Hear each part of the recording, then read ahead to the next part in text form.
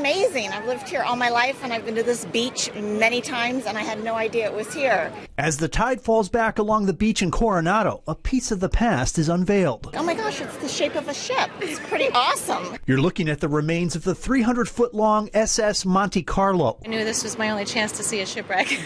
To understand what you see here today, we need to go back to the 1930s.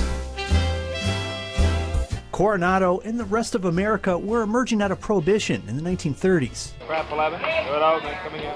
But gambling and prostitution remained illegal, and that's where California's mob-owned gambling ships came in. Anchored several miles off the coast in international waters, these sin ships had full casinos, dance halls, and brothels. Even Hollywood made movies about them, like the movie Gambling Ship, starring Cary Grant. And this is when the SS Monte Carlo was born. The ship was anchored off of Long Beach in 1933, but they were still getting a lot of pressure from the police to not have the gambling organization going up there. Leslie Crawford is the author of Images of America Coronado and is with the Coronado Historical Association. So after a couple of years, they came down to San Diego in 1936. Just 3 miles off the coast of Coronado, the SS Monte Carlo set up shop. There were advertisements in the local Union Tribune advertising dining, dancing, and dames.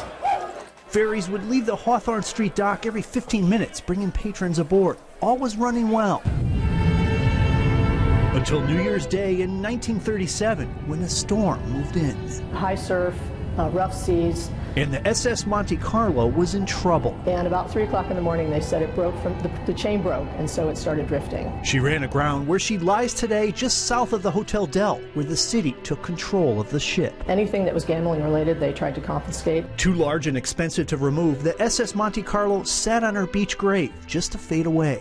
Fast forward to 2016. We're using this as a homeschool lesson. People wade out in the water to see her. Kind of feels like the Titanic. Once you look at the wreck up close, you start seeing some intricate things that still remain on the wreck decades later, like these parts of the ship's electrical system.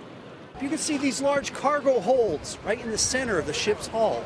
If you plan on coming down to the Monte Carlo wreck to check it out, be careful of some of its inherent dangers, like when rogue waves come over the deck of the ship, causing you to lose your footing. It's really slippery. A piece of our area's history nearly 80 years later shows herself, reminding us of days long gone. I still think the intrigue has everybody out here. Reporting from Coronado. It's still a great San Diego story, either way. Gary Buzel, CW6 News.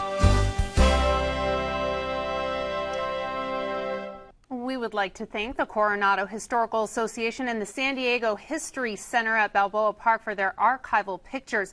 If you would like to check out the wreck, Coronado lifeguards say, wear sandals and be careful of the slippery surfaces on the ship along with its deck portals.